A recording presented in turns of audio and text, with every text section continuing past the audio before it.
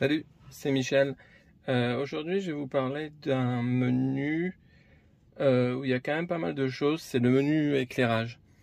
Donc, si vous allez dans le menu éclairage, vous allez voir donc la première ligne en haut ici, c'est pour les phares. Donc, il y a plusieurs positions.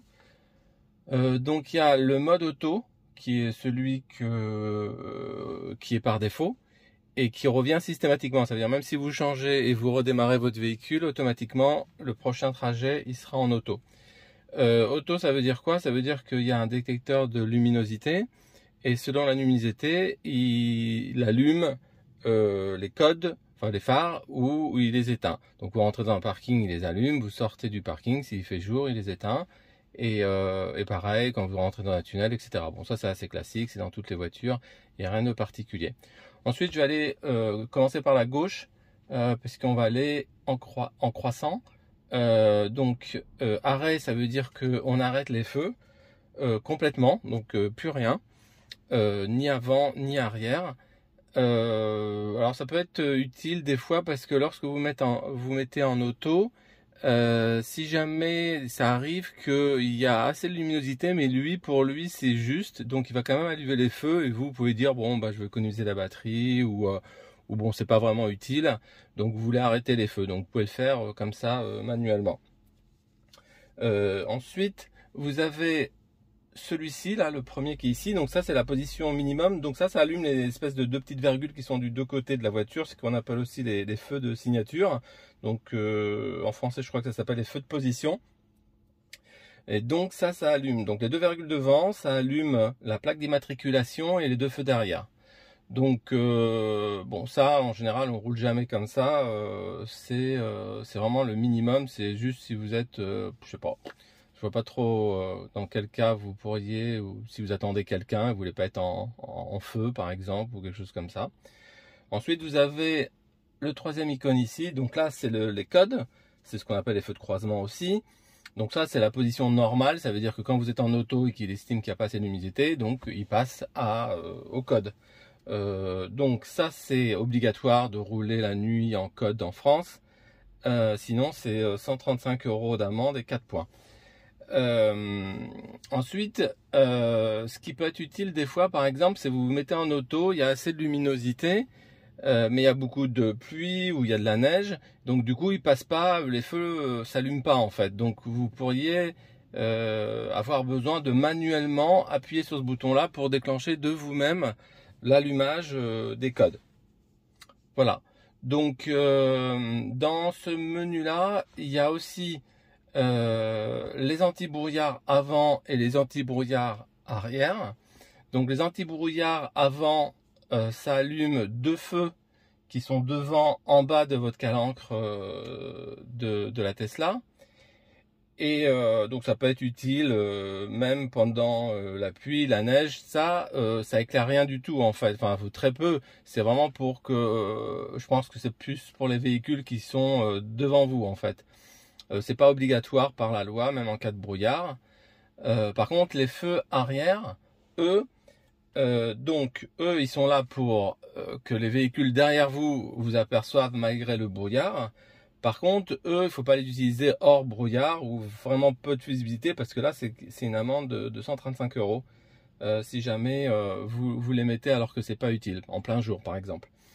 Il faut savoir aussi que ce soit le feu de brouillard avant ou le feu de brouillard arrière, vous pouvez les mettre que si les feux sont allumés, si les phares sont allumés. Ça veut dire que si vous êtes soit en arrêt, soit parce qu'il y a beaucoup de luminosité, il est en auto et lui il estime qu'il n'y a pas besoin d'allumer les phares, bah, vous ne pourriez pas appuyer sur les anti-brouillards avant ou arrière. Il faut automatiquement se mettre que les feux soient allumés. Donc imaginons que vous êtes dans un brouillard, que la luminosité est quand même assez forte, donc le mode auto va pas déclencher les phares, et que vous voulez quand même mettre les phares anti-brouillard, bah, il faudra manuellement venir ici, mettre les phares en route, et ensuite vous pourrez déclencher l'anti-brouillard avant, l'anti-brouillard arrière, comme vous le voulez.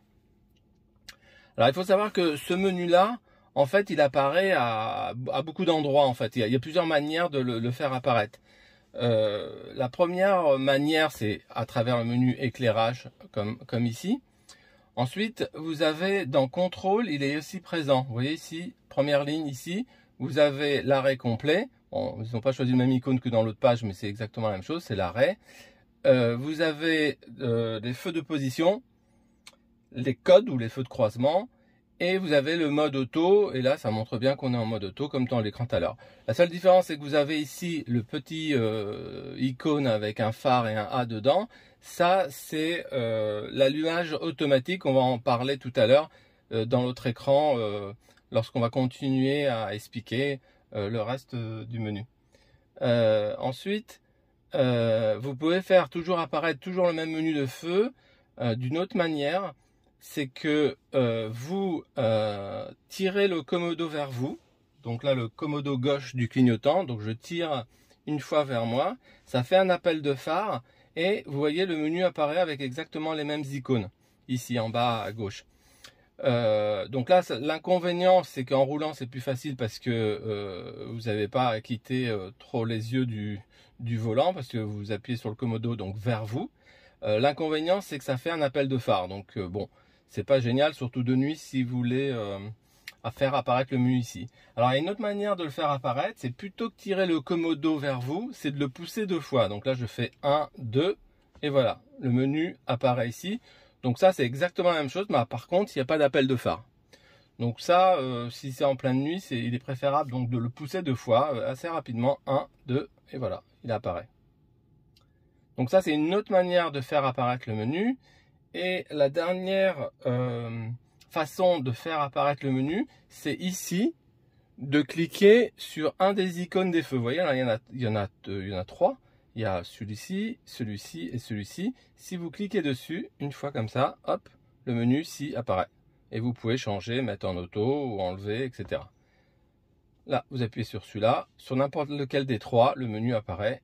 Et ici aussi, le menu apparaît. Donc voilà, donc après vous choisissez celui qui vous convient le mieux. Donc là je reviens au menu éclairage.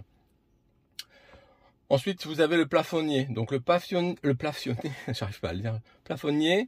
Vous avez le mode donc auto, marche, arrêt. Bon, habituellement je le laisse en auto. Donc ça veut dire quoi? Ça veut dire que dès que vous mettez sur parking ou dès que vous ouvrez une porte, automatiquement le plafonnier va s'allumer. Voilà, donc des fois vous voulez l'arrêter ou des fois vous voulez le mettre en marche pour chercher quelque chose qui est tombé ou vous lire une carte ou quelque chose comme ça. Bon, vous pouvez le faire. Donc ça c'est le plafonnier. Il faut savoir que le plafonnier il s'allume aussi directement sur les lentilles qui sont donc au niveau du conducteur et au niveau du passager. Il n'y a pas de bouton en fait, vous appuyez sur la lentille et ça allume le plafonnier.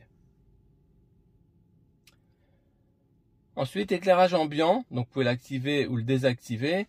L'éclairage ambiant, c'est ce qui éclaire les pieds du passager, les pliés du conducteur, les boîtes les vides-poches qui sont dans les portes, dans les 4 portes.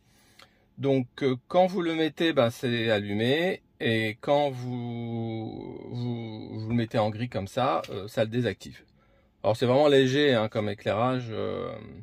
Alors j'ai essayé de l'enregistrer, mais c'est impossible, il fait trop sombre, on voit rien du tout, on voit du noir, on voit même pas le blanc quand c'est éclairé quoi.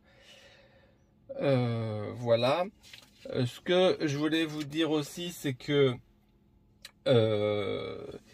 donc feu de route automatique, ça c'est ce qu'on discutait tout à l'heure, c'était le phare avec le A à l'intérieur. Quand il est activé comme ça veut dire quoi? Ça veut dire que quand vous êtes sur une route sombre, automatiquement c'est lui qui décide de passer de plein phare à feu de route.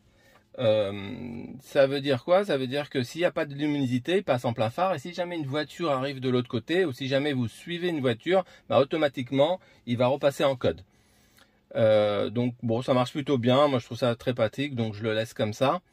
La seule chose, c'est qu'il faut savoir que quand les feux de route automatiques comme c'est le cas là, vous pouvez pas passer en plein phare permanent. Ça veut dire que vous pouvez faire un appel de phare. Là, vous voyez, si je fais un coup vers moi, on voit que je suis passé ici en appel de phare, mais vous voyez, il maintient pas le phare. Alors que si j'enlève les feux de route automatiques comme c'est comme ça, et que j'appuie sur le commodo vers le pare-brise, donc pas vers moi, vous voyez là, le bleu, donc les pleins phares, restent. Je rappuie un coup, il les enlève. Par contre, si je remets les feux en automatique, il estime que c'est à lui de le faire et donc du coup il le fait pas. Donc il faut le savoir parce que la première fois j'ai cherché, je voulais moi-même passer en plein phare parce que ce qui se passe c'est que souvent il voit des lampadaires au loin, il a l'impression que c'est des voitures qui arrivent vers nous alors que moi je vois que c'est un lampadaire. Donc il est utile quand même parfois de passer en manuel et de se mettre en plein feu soi-même. Voilà, donc ça c'est la petite astuce pour passer en plein phare alors que les feux de route automatiques sont cochés, donc il faut le décocher. Voilà, et évidemment vous pouvez le faire du menu ici aussi, du menu en bas, quand on clique sur le menu, vous pouvez le changer ici aussi. Ensuite, phare après sortie. Phare après sortie, ça vous donne la possibilité d'avoir les phares qui continuent à marcher malgré que la voiture est fermée pendant une quinzaine de secondes, le temps pour vous de trouver l'interrupteur, ou si vous êtes en une allée par exemple chez vous, ben ça vous éclaire l'allée, donc moi je trouve ça très pratique. Et ça marche que si la luminosité est très faible. Ça veut dire que si vous le faites en plein jour, vous verrez les feux s'allument pas. Par contre, dès que vous êtes dans un parking où il fait sombre, ben, dès que vous fermez le véhicule ou dès que vous vous éloignez du véhicule, ben, les feux vont continuer à marcher pendant une quinzaine de secondes. Le rétroéclairage du volant, alors ça, bon, pour moi, ça sert à rien. En fait, c'est sur les molettes du volant, donc il y en a deux de chaque côté. Vous avez des petites flèches de chaque côté, et ces petites flèches sont illuminées. Donc c'est vraiment très très léger.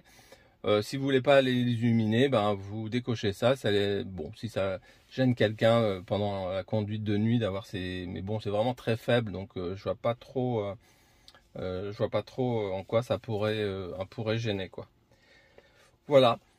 Et la dernière chose dont je voulais vous parler, c'était donc comme on est dans les phares, il y a la possibilité de régler la hauteur des phares. Donc ça se fait dans entretien ici. Et dans entretien, vous voyez, il y a réglage des phares. Vous verrez, je vous mettrai en incrustation ce qu'ils disent dans la documentation. Alors, ils vous déconseillent de le faire. Ils vous disent que c'est déjà bien réglé d'usine et que si vous les déréglez de vous-même, vous ne pouvez pas revenir aux paramètres d'usine. Bon, je ne sais pas pourquoi, ils auraient pu quand même mémoriser les paramètres d'usine, mais bon. Donc, si vous les déréglez, vous ne pouvez plus revenir en arrière et ce sera à vous de le faire à votre façon. Donc, bon, sur YouTube, on trouve pas mal de tutos qui expliquent comment bien régler la hauteur de ces phares. On met un scotch, on s'éloigne, on mesure, etc. Bon, je vous laisse découvrir si vous avez l'impression que vous dérangez les voitures qui arrivent de l'autre côté et que vos feux sont mal réglés. Mais voilà, bon, moi j'y toucherai pas, mais vous pouvez faire réglage des phares et avec la molette, vous pouvez régler celui de droite, celui de gauche, comme vous voulez. Voilà.